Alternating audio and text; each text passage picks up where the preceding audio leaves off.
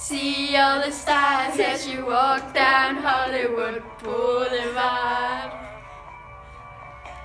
Some that you recognize, some that you hardly even heard of.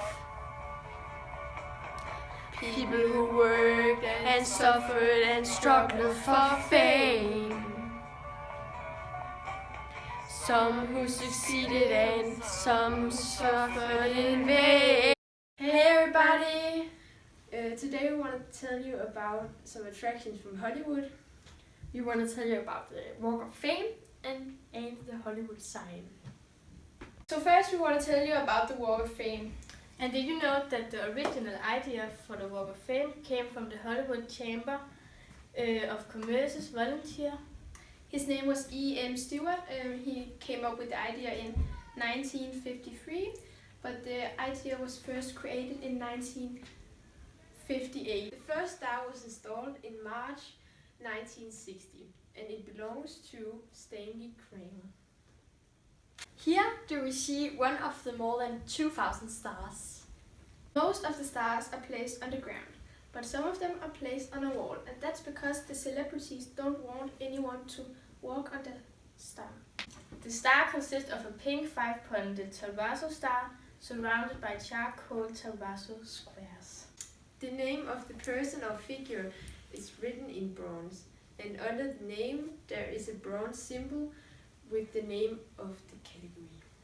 Before you can get a star, you have to be nominated in one of the 5 categories.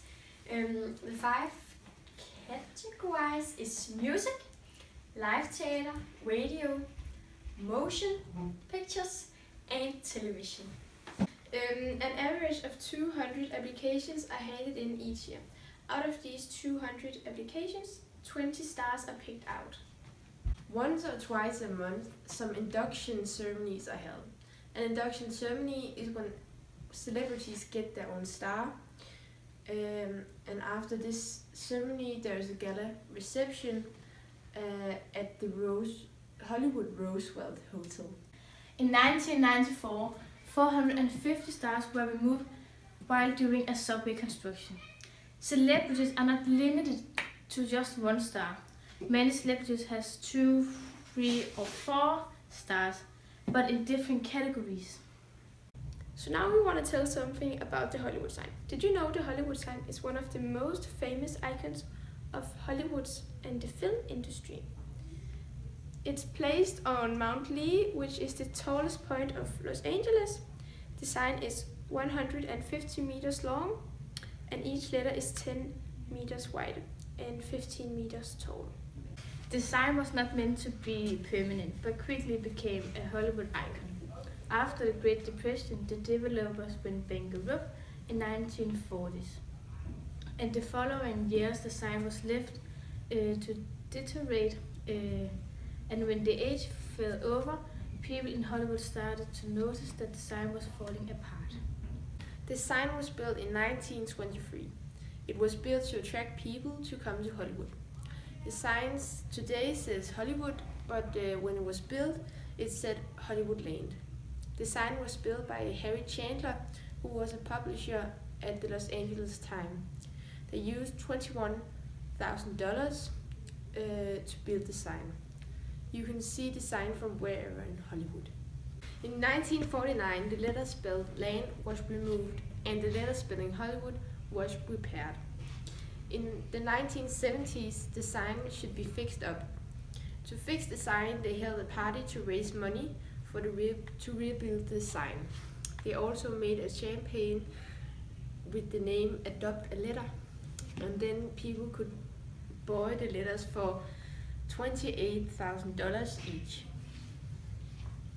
Many celebrities bought the letters because they wanted to give the sign a facelift. The Hollywood sign has several times been a victim of pranks and vandalism. Yes, among other, the letters were altered to Hollywood. Hollywood.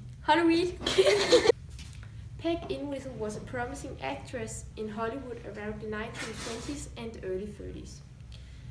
but she ended up being more famous after her death than before.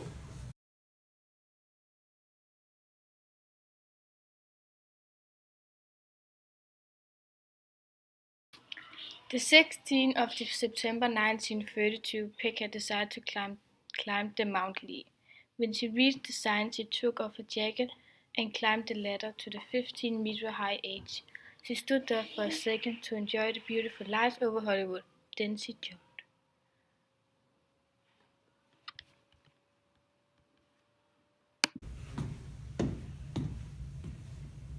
Oh, what is this?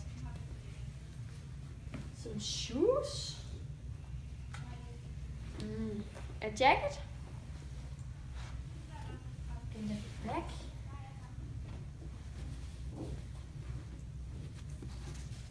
There's a letter. I'm afraid I am a coward. I'm sorry for everything. If I have done this a long time ago, it would have saved a lot of pain.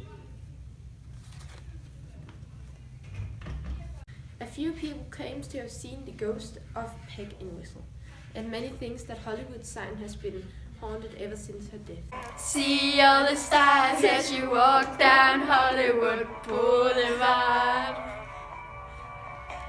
Some that you recognize, some that you hardly even heard of. People who worked and suffered and struggled for fame.